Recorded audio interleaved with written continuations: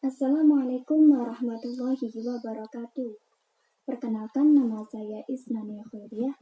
Di sini saya akan mempresentasikan tugas mata kuliah Ilmu Pendidikan dengan tema Inovasi Pendidikan. Di sini saya mengambil judul Inovasi Pendidikan dalam Situasi Pandemi.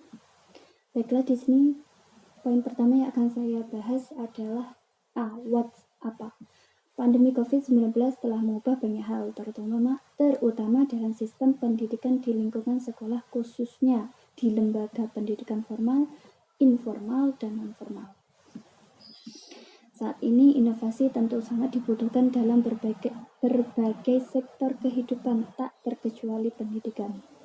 Sebagaimana diketahui bersama, untuk mencegah penyebaran COVID-19, sekolah hingga universitas mengubah proses pembelajaran tatap muka menjadi pembelajaran jarak jauh atau disebut dengan remote learning. Poin B, where, di mana. Semua tahu kita sedang dan akan menghadapi masa-masa sulit dalam beberapa bulan ke depan ini. Dampak virus ini tidak hanya berimbas pada rakyat Indonesia, melainkan negara di dunia juga merasakan dampak yang kita alami ini. Tetapi, bukan berarti kita tidak bisa berbuat apa-apa. Dalam kondisi darurat macam ini, kemampuan adaptif sangat kita butuhkan. Untuk mengatasinya, Kemendikbud meluncurkan inovasi dan memberikan bermacam perbaikan sistem pembelajaran.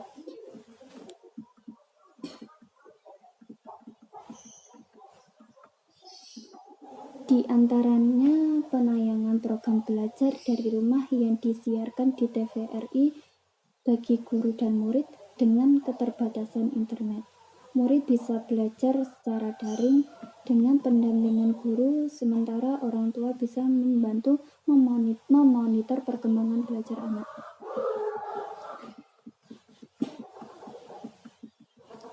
Walau begitu, inovasi tak selalu berjalan mulus, alias ada saja kendalanya, mulai dari guru maupun orang tua yang gagap teknologi sampai dengan kesenjangan akses internet dan terbatasnya media belajar. Poin C, when, kapan. COVID-19 membuat semua orang harus keluar dari zona nyaman. Keluarnya semua orang dari zona nyaman masing-masing bakal melatih karakter adaptif, inovatif, dan kreatif komunikasi pendidikan. Dalam krisis ini, saatnya mencoba hal-hal yang dulu mungkin kita masih ragu, tapi merasa ini yang terbaik untuk para murid.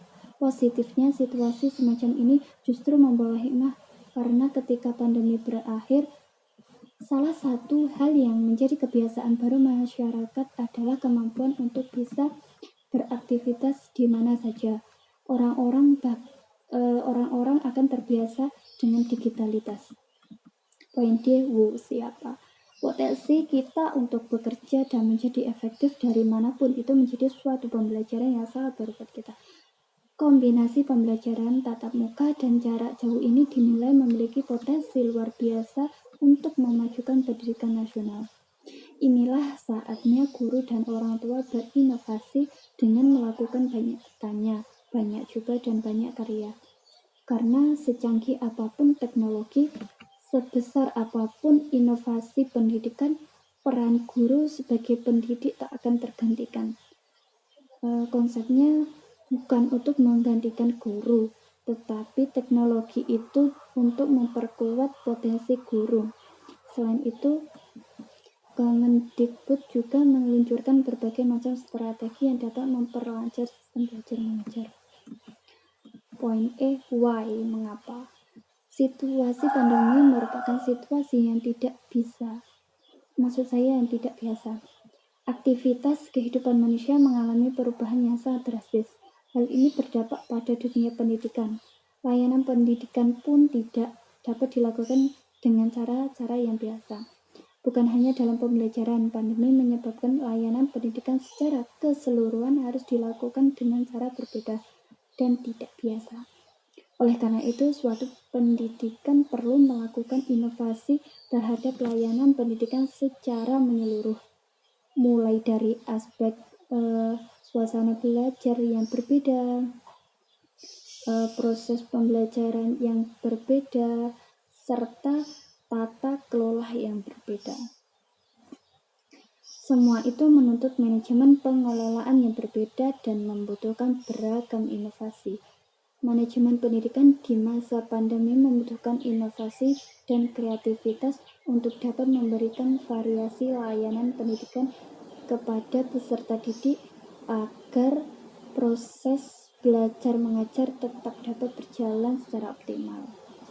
Dengan demikian, proses manajemen berbasis sekolah menjadi pijakan yang kuat bagi satuan pendidikan dalam memberikan layanan pendidikan di masa pandemi secara optimal.